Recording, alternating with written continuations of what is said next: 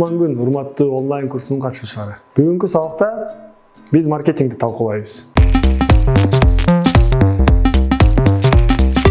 Бүгүнкү сабакта негизинен маркетинг деген эмне, рынок кантип анализделет, максаттуу аудитория кандай тандалат жана ошондой эле кызмат же өндүрүлгөн продукция кардарларга кантип сатылат деген суроолорго жооп издейбиз. Көпчүлүктөр маркетингди жөн гана реклама деп түшүнүшөт. Бирок бул чоң жаңылышуу.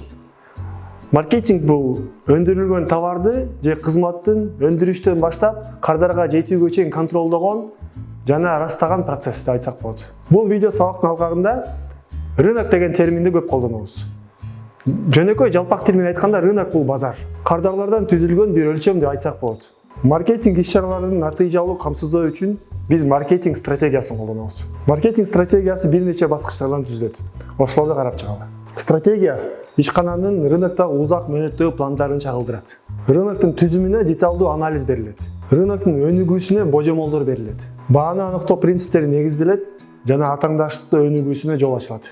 Ишкананын рыноктогу позициясын тандап чечмелейт. Маркетинг стратегиясы ишканага тез өсүү, кеңейүүгө мүмкүнчүлүк түзөт. Дагы белгилеп кетчү нерсе, ишкананын негизинде турган идеянын уникалдуулугу эмес, масштабтуулугу жана тез кеңейүүсү биринчи орунда турушу керек. Ошондуктан маркетинг ишкананын өсүүсүндө жана туруктуулугунда эң негизги элемент деп эсептесек болот. Рынокто көзөмөлдөп, терең анализ жүргүзүп, маркетинг стратегияны ишке ашырган компаниялар такыр маркетинг стратегияны колдонбогон компанияларга караганда 2-3 эсе тезирээк өсөт. Өзгөчө 2020-жылы кризис учурунда пландоо жана стратегиялык ой жүгүртүү ишканалар үчүн өтө маанилүү. Эми маркетингдин түзүлүшүндөгү негизги концепциялар менен таанышып чыгалы. Маркетингдеги эң белгилүү жана кеңири тараган түшүнүк 4P концепциясы болуп эсептелет. 4P түшүнүгү сунушталып жаткан товар же кызматтын баалуулугун жогорулатыш үчүн колдонулат. 4P англис тилиндеги P тамгасынан башталган 4 негизги концепциядан түзүлгөн. Алар product өнүм же башкача айтканда продукт, price баа, place орун жана promotion реклама же алдыга жылдыруу. Продукт бул ишкананын өз кардарларына сунуштаган товар же кызматы. Бул баскычта сиздин товар же продукт же кызматыңыз кандай кызматтарды аткарарын аныкташыңыз керек. Анын уникалдуу артыкчылыгы эмнеде? Канчалык деңгээлде сапаттуу? Бул баскычта продуктту, товарды же кызматты толук менен иштеп чыгышыңыз керек. Аталышынан баштап упаковкасына чейин, сапатынан баштап кардарга болгон таасирине чейин. Кардарда кандай сезимдер жана эмоциялар ойготот. Жалпысынан айтканда, сиз иштеп чыккан продукт же кызмат кардардын күтүүлөрүнө туура келиш керек. Эми прайс же баа бир гана ишкананын кирешесин эмес, кардардын товарды кабыл алышына да таасир берет. Эгер баасы күтүлүп жаткан баадан төмөн же жогору болсо, бул кардарда болгон ишенимди же кызыгууну жоготушу мүмкүн. Place орун товарды сатууда, башкача айтканда дистрибьюция, таратууда маанилүү болгон бир фактор. Товардын географиясын, базарларга, аймактарга таратуу стратегиясын ойлоп табуу керек. Күтүлбөгөн ар кандай коркунучтарды же форс-мажорлорду алдын ала пландап даяр болушуңар керек. Жөнөкөй мисалдын негизинде айтканда, түштүк менен түнүктүн ортосунда жөнөтүлгөн товарлардын коркунучу ташууда жолдун жабылышы, туннелдин жабылышы болушу мүмкүн. Ошондуктан place орунду эске алуу өтө маанилүү бир фактор. Албетте 21-кылымда интернеттин өнүгүүсү менен орундун, place'тин ордудагы жана түшүнүү, кабыл алуусу да бир аз өзгөрүп баратат. Азыркы шарттарда Кыргызстандын отуруп алып, Калифорнияда же Берлинде же Москвада соода кылуу мүмкүнчүлүктөрү ачылган. Төртүнчү абдан маанилүү элемент бул promotion, алдыга жылдыруу же башкача айтканда реклама. Ал кардарларды продукт жөнүндө маалымдоо, кайра сатып алууга зарылчылыгын түзүүгө мүмкүнчүлүк ачат. Ошондой эле реклама, промоушн аркылуу биз кардарларда продукт жөнүндө белгилүү бир образ түзөбүз. Брендке айлантабыз. Бул баскычта биз медиа стратегия түзөбүз. Жалпак тил менен айтканда, кандай байланыш каналдары аркылуу биз кардарга продукт жөнүндө маалымат жеткиребиз деген чечимди кабыл алабыз. Бул баскычта биз кардарларга товар же кызмат жөнүндө так маалыматты жеткирүү каналдарын аныктайбыз. Мисалы үчүн, айылда жаңы чачтар чачсак, кардарларга жеткирүү негизги бир каналы WhatsApp'та болушу мүмкүн. WhatsApp аркылуу тургундардын баарына жаңы чачтар ачылды деп маалымат жөнөтсөңүздөр, кардарларыңызга биринчи жолу реклама аркылуу маалымат жеткирген болосуз.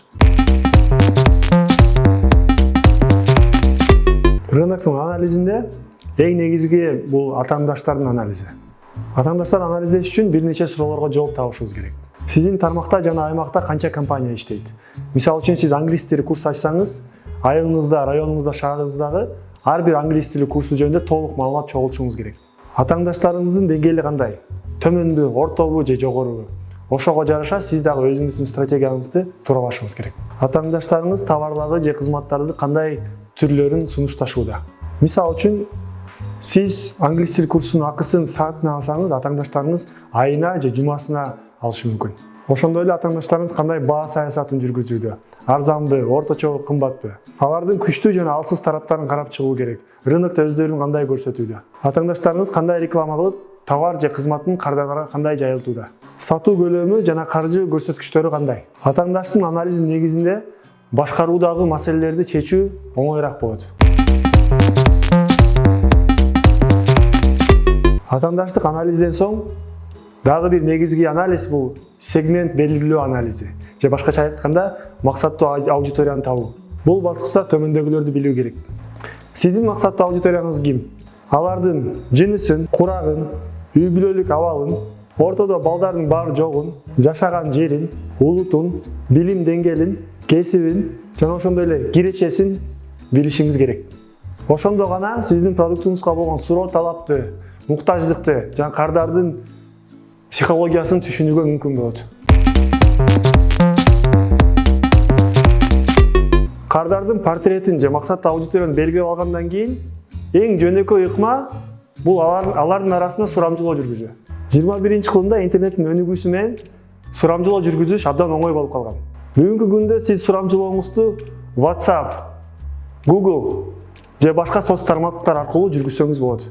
Же классикалык форматта көчө кыдырып, элдер менен таанышып, баарлашып, маалымат чогултуп алсаңыз дагы болот.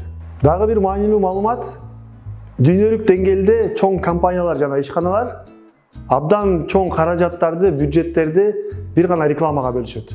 Тилекке каршы Кыргызстандын шарттарында ишмердүүлүгүн жаңы баштап жаткан ишканалар үчүн бул абдан оор. Жаңы ачылган ишканалар үчүн социалдык тармактар бул эң эффективдүү инструмент болуп эсептелет. Бүгүнкү күндө бир тыйын коротпой Одноклассники, Facebook, ВКонтакте, Instagram, Telegram аркылуу социалдык тармактарды колдонуп, товарыңарды же кызматыңарды алдыга жылдырсаңар болот. Маркетинг стратегиябыз эффективдүү түрдө ишке ашыш үчүн биз ишканабызды сөзсүз түрдө брендке айланышыбыз керек. Брендтөө өзүн таанытуу же конкреттүү нерсеге көңүл бурдуруу үчүн жасалган ыкма. Ал эң приоритеттүү жардама катары эсептелет. Буга өзүнүн атагын чыгарууга аракеттенген, каржылык кирешесин көбөйткүсү келген, имиджин жоголотууну каалаган ишканалар, компаниялар, фирмалар кызыктар. Бренд деп маанилик жана визуалдык элементтердин биригүүсүн атасак болот. Ишкананын аталышы, графикалык элементтер, товардын белгиси жана логотиби, жасалган стилистикасы, фирмалык түстөрү, шрифттери жана ошо менен чогуу келген ураандары. Ишкананын чынында брендке айланыш үчүн визуалдык элементтер менен чогуу буга чейин сүйлөшкөн баалуулуктар да келиш керек. Бүгүнкү сабагыбызда маркетингдин эң негизги түшүнүктөрү жөнүндө сөз кылдык. Маркетингди тереңирээк түшүнүү үчүн ачык булактарды колдонуп, таанышууну сунуштайм. Эми үйгө тапшырма. Бул сабакта талкууланган 4 P негизинде сиздер иштеп жаткан идеяны, концепцияны түзүп чыккыла. Көңүл бурганыңыздар үчүн чоң рахмат. Кийинки видео сабактан көрүшкөнчө.